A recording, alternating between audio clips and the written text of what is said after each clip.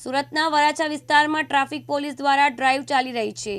R1 traffic DCP દ્વારા wrong સાઈડમાં આવતા લોકોને દંડ ફટકારવામાં આવ્યો છે। 10 થી વધુ ટુ વ્હીલર ગાડીઓને દંડ ફટકારવામાં આવ્યો છે અને અન્ય ટેમ્પા અને ફોર વ્હીલરને પણ દંડ કરવામાં આવ્યો છે। ત્યારે આ સમયે જબરજસ્તી રોંગ સાઈડ જવાવાળા અને પોલીસની તકરાર થઈ રહી હતી, ત્યારે જબરજસ્તી રોંગ સાઈડ જવાવાળાઓ સામે ગુનો દાખલ કરવામાં આવ્યો હતો।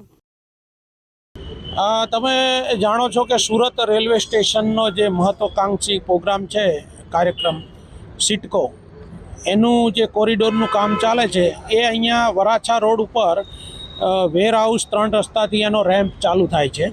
એના કારણે વેર હાઉસ 3 રસ્તાથી લઈ અને વૈશાલી સર્કલ સુધીનો જે એક સાઈડનો રોડ છે એ બંધ કરવામાં આવેલો છે।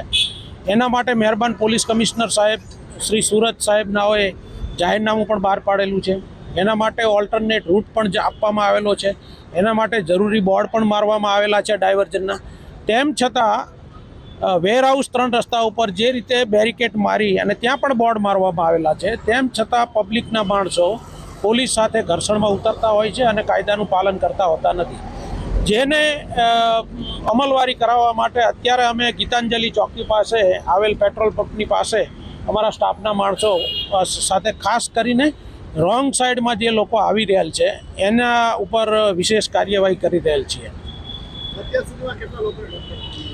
અત્યાર સુધીમાં અમે અહીંયા 3 થી 4 વાહનનો રોંગ સાઈડનો અને બીજા દંડ લીધેલા છે, પરંતુ અહીંયા અમે કાર્યવાહી કરવાથી એની ઇફેક્ટ ત્યાં જોવા મળી રહી છે। આપ જોઈ શકો છો કે હવે વેરહાઉસ 3 રસ્તાથી કોઈ આ બાજુ આવી રહેલ નથી।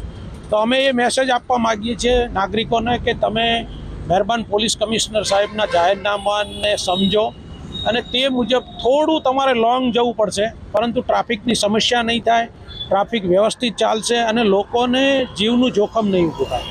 ક્યારેક ગંભીર પ્રકારના બનાવો બનતા હોય છે। 2 દિવસ પહેલાં જે અણુવ્રત દ્વાર પાસે બનાવ બનેલો ગંભીર પ્રકારનો, એમાં કોઈ યુવક જે રીતે વાહન ચલાવતો હતો એનાથી જે બનાવ બનેલો એ તમે જોઈ શકો છો।